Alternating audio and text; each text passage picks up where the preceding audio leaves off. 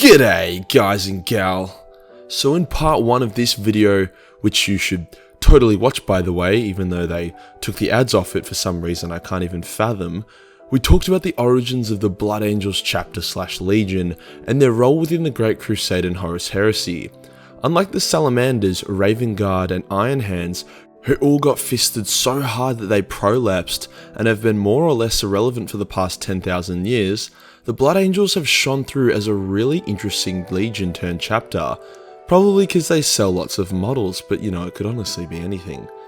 In between having the oldest active Space Marine as their chapter master, a psycho so powerful that it would make Magnus blush, and a successor chapter of complete and other psychopaths, there is a lot to talk about for the sucky boys post-Horus Heresy, and I'm excited to do so. Today we will discuss what the Blood Angels have been up to, as well as have a look at some of their more interesting characters. We will then also have a brief look at some of the cooler Blood Angel chapters. Before we get started, I have to let you guys know something. As we know, Majorkill's primary YouTube income is not from ads. Shocking. It's mainly from Patreon, which you guys have been amazing with. Shadow Sun Hentai comic strip is on the way, by the way, so if you want to see that for the tugs and memes, then it's only $1 a month. Terms and conditions apply. While Patreon support has been incredible, sponsors for the channel help me out a shitload. However, while they are really important for keeping the channel afloat, I need to also make sure I'm not becoming a sellout wanker who promotes shit stuff or pretends to like a product when I actually don't care about it. I was supposed to be giving out 600 free gaming earbuds this video, but the company I was talking to was getting really controlling, and they wanted me to read directly off a script they provided. The script was super lame. They shot down all my ideas on how to best go about giving away the free products, and clearly had no idea or interest in Warhammer at all, or even my channel. So just to keep some shred of integrity I have left, I had to call it off. I'm sorry to the people that are excited about receiving the free earbuds, but to be honest, you still have to pay for shipping and they're probably just shit anyway. Let's get into it. When the big G-Man took command of the Imperium after the Big E became a vegetable, he decided that no man should ever hold the power of a Space Marine Legion. Hence he had all the legions subdivided into chapters. Some legions were like sure, especially the ones like the Iron Hands who had like 10 people left and no Primarch, so it didn't really affect them much. Whereas the Imperial Fists, who were not super keen on it, as they had a large legion and their Primarch was like, bruh, we just got wrecked, surely don't subdivide us, and Guilliman was like, shut up Rogel, you grey-haired fuck. The Blood Angels weren't super stoked about the division of their legacy, which they saw as an insult to their glorious Hawkboy. However, with no real leader since the death of Sanguinius, they just kind of chinned it. The loss of their father meant that the Blood Angels, even divided into chapters, were all extremely loyal to each other and did their best to uphold the noble example that they had been left with. They continued to come to the Imperium's help time and time again, saving countless lives and sucking off various enemies to death, winning campaigns against the Elder, Orcs, and many heretics. From the end of the Horus Heresy to the start of Dante's reign as chapter master, there isn't a crazy high amount of distinct events or characters that emerge. Like sure, they fought against Abaddon in his 7th Black Crusade and they killed a big scary old orc, wah! But pretty much everyone and their cat has beaten a Black Crusade and killed an orc, wah! So let's just skip to the cooler stuff. As a result of Sanguinius dying, a gene flaw within the Blood Angels was activated called the Black Rage. Basically, when a Blood Angel gets soul raped or is put under a lot of pressure because people are being mean to him, then there's a chance he will have a mental breakdown. Hallucinate that he is Sanguinius fighting during the Battle of Terror.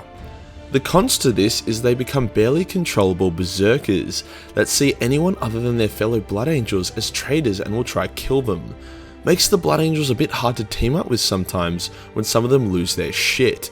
As a pro to this, they become obscenely strong and lose all fear of pain and death, hence they become extremely effective shock troopers if used correctly. Once a Blood Angel has fallen to the Black Rage, they will be locked away and stored until the time is right for them to basically fight to the death. Sometimes, however, they will just be culled instead. To be honest, the amount of victories the Blood Angels have won because of the Black Rage almost makes it seem like a positive. Black Rage Angels are placed into something called the Death Company, and are led into battle by an especially badass chaplain called Dainor. I say he's badass because he fought Khan the Betrayer in a duel and did not end up dying. Speaking of cool characters now, we have a good time to mention the Sanguinor. Now, during the piss take that was Imperium Secundus, one of Sanguinius' honor guards was chosen to be his voice and herald called the Sanguinor. As a part of this, they melted a cast of Sanguinius' face to his face. Now, this was the original Sanguinor, which could be quite different from the modern day one. Basically, whenever the Blood Angels are really screwed and need a hand, a winged angel with the cast of Sanguinius on his face will descend from the heavens, clap some cheeks, and then bugger off. Who this guy is and where he comes from is very mysterious. However, it is likely that when Sanguinius died, his soul shattered, with his darkness manifesting as the Black Rage within his sons, and then his nobility combining with the Sanguinor to create this new extremely overpowered being. Either way, there is a shitload of warp spaghetti involved, and I for one am down with it.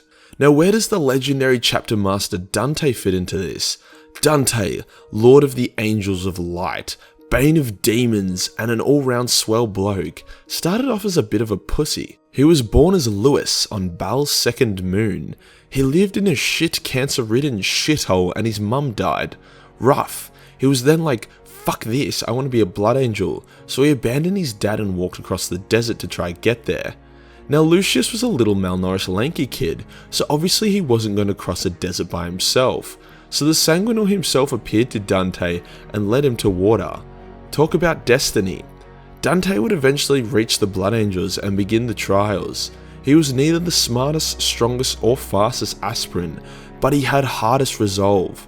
His willpower carrying the crap out of his broken, weak body.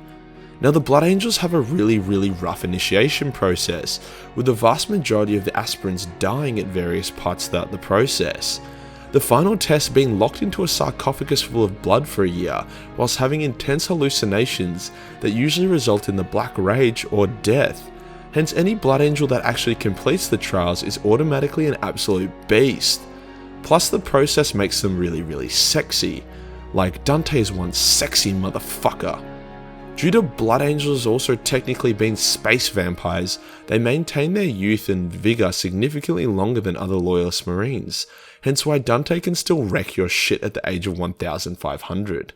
Dante emerges the leader of the Blood Angels after an especially rough war against Chaos resulted in the Blood Angels being reduced to just 200. For reference, during the Great Crusade they had around 100,000 brothers, so yeah, it was a bit of a rough time. Despite licking the balls of extinction, the centuries that followed since Dante's ascension were legendary. Whilst chapter masters such as Calgar or Logan were legendary due to them being great commanders and even better warriors, Dante was a thing of legend. Never been seen outside of Baal without his golden armour, Dante's always led from the front, descending from the heavens with a big ass axe and turning the enemies of humanity into cheddar cheese. An unforeseen consequence of being chosen by destiny and being an unbeatable beast in combat is that Dante is really old. He's been fighting against the horrors of the galaxy for well over 1,000 years now, and he just really wants to fucking die. A big part of why he never takes off his mask in front of people is because they would see how old and weary he has become. He's really sick of everyone's shit. The only thing stopping him from blowing his own brains out is an ancient prophecy stating that one day Dante might save the Emperor's life. That and the excessive amounts of destiny juice flowing through his veins. Speaking of destiny, it's time to talk about a character so badass he appears to be the incarnation of death and darkness, despite being a swell guy. We have the Imperium's most powerful psyker, Mephiston. Just as a quick introduction, in battle this guy uses his power to grow flaming wings, which he then flies with to cut apart his enemies with a massive flaming sword. Epic. You might be like, how did this edgy Aryan get so powerful? And the answer is simple. He overcame the Black Rage not once but twice. The first time was during one of the wars for Armageddon. Gee, you'd really think the Imperium was asking for it by calling the world Armageddon, where old mate got a bit upset at the whole affair and entered into the Black Rage. After being in the death company for Mephiston, at the time called something else no one really cares about, got crushed by a building. Now, being in the Black Rage while being immobilized is like tying up a medium functioning autistic kid and loading him full of adrenaline. He'll rage for a bit, but then he'll just probably pass out. Anywho, by the time Mephiston crawled from the rubble, he had overcome the Black Rage and was now a god tier psyker. Nice. Mephiston quickly became leader of the Mind Rapers, a naughty term I coined for psykers, due to being such a beast, but he also soon became a massive dick. But when everyone is a cold dick, it really doesn't matter. Chaos were not done trying to turn the Blood Angels to their side, hence they subtly mutated one of them to grow wings and look like Sanguinius. This Sanguinius copycat declared himself the new leader of the Blood Angels, so Mephiston was like, seems a bit sus to me mate, let me come check you out. And as soon as he arrived he was like, yep, this is heresy alright, and prepared to one-shot the false Hawk Boy. However, false Hawk Boy's brother arrived and was like, actually, let me kill him. So the two brothers fought, and turns out just because you have wings doesn't mean you can actually fight well, hence fake Hawk Boy dies. In response to this, a Lord of Change appears and mind rapes Mephiston, once again causing him to enter the Black Rage. Poor guy, just can't really catch a break. However, fake Hawk Boy's brother is like, yo, the Black Rage is gay, and Mephiston was like, oh shit, I don't want to take dick in my ass. Hence, he was cured. Now let's all get to why we are here. The Tyranids versus the Blood Angels, and that one time the Necrons offered a cold metal helping hand. So the Tyranids were nomming their way across the galaxy, which everyone who wasn't a part of the Nom party wasn't super keen on. Dante was fighting against the Necrons, then suddenly the Silent King was like, yo wait, I actually want to have a chat to you. So Dante was like, sure thing boss, and strapped a nuke to his backpack, hoping to blow up the leader of the Necrons as well as himself. However, when he got to the Silent King, the King of the Necrons was wearing a mask of Sanguinius similar to Dante's, except the Silent King's one had Sanguinius' face at peace. The Silent King was like, I was mates with your dad, kinda bummed he died. By the way, the space bugs of death are coming and we should totally team up to kill them. Dante was a bit shook by this, so he didn't go full Allahu Akbar mode.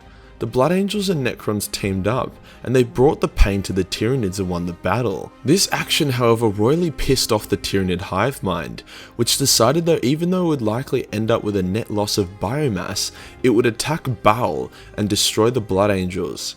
This brings us to the series Devastation of Baal. Dante saw the fuck-huge army of Tyranids coming and recalled every single Blood Angel chapter to Baal in order to defend their homeland. Every single chapter answered the call, except the Lamenters, but they suck anyway, so it doesn't really matter. The first to arrive were the Flesh Tearers, led by Gabriel Seth. Now the Flesh Tearers are good fun. They are basically all the dark shit parts of the Blood Angels thrown into a chapter. They succumb to the Red Thirst and Black Rage all the time, and they only like melee combat. It's not hard to see where they get their name from. Gabriel is a massive dick, but he holds a high degree of honour and would fight for you till the death, which might be preferred as it's quite common for the Flesh Tearers to arrive at a battle and kill everyone on both sides. Anywho, the Tyranids come and the entirety of the Sons of Sanguinius enter into battle. The battle is extremely epic, with lots of really awesome scenes, such as the Death Company gangbanging some Carnifexes, Karbangda rocking up and helping to save the Blood Angels because he wants to be responsible for their extinction, not letting some fucking bugs do it, and finally Dante 1v1ing the Swarm Lord. A lot of people were pissed that Dante was actually able to kill the Swarm Lord, however to be fair it's not like he pulled a Fulgrim and just choked it to death. He shot it in the face multiple times with an Inferno pistol. It's a pistol that melts through tanks like butter. Despite their efforts, the battle seemed hopeless. There was just too goddamn many space bugs of death. But then, out of nowhere, the big G-Man himself arrives and stuck his glorious blue fist deep into the asshole of the hive mind, tearing apart their ships and annihilating the Tyranid forces. The Blood Angels had barely any survivors, however Guilliman was like, don't worry bro, and gave them a shitload of Primaris Marines. Now the Primaris Marines were supposed to be more resilient to the Black Rage and whatnot, but they can still fall to it. Dante was like, fuck me, that was a close one, and Guilliman was like, I got you fam, also I declare you lord of this half of the galaxy, so please don't kill yourself yet. And with that, the G-Man flew off. The Blood Angels are currently fighting to clear their local sectors of the hairy Tyranid infestation that has befallen them, whilst Mephiston is uncovering more and more information about Sanguinius and the nature of the Blood Angels' Black Rage and Red Thirst. Apparently there are two angels in the warp fighting over the soul of the Blood Angels. Mephiston is the avatar of the Dark Angel and the Sanguinor is the avatar of the Light Angel. It's a bit confusing, but a pretty cool concept that could result in the return of Sanguinius in some form. I'm actually okay with the return of Sanguinius as long as it's not just a straight up resurrection. Maybe the Sanguinor fully bonds with Sanguinius' noble soul shards and becomes a demi-Primarch. What are your thoughts about that? Let me know in the comments below. And that does us for today, guys. We have now rounded off and completed the lore of the Blood Angels in all their noble violent glory. I'll be looking to continue our Fixing the End Times series later this week, before jumping back into more 40k. I have a special collab with someone pretty cool coming up, so get keen for that. Brownie points for whoever can guess who it is. As we discussed, if you guys want to support the channel further, then Patreon is the place to be. Only $1 gets you access to a boatload of Warhammer hentai. Join the Discord for more memes, and I'll see you in the next one. Peace.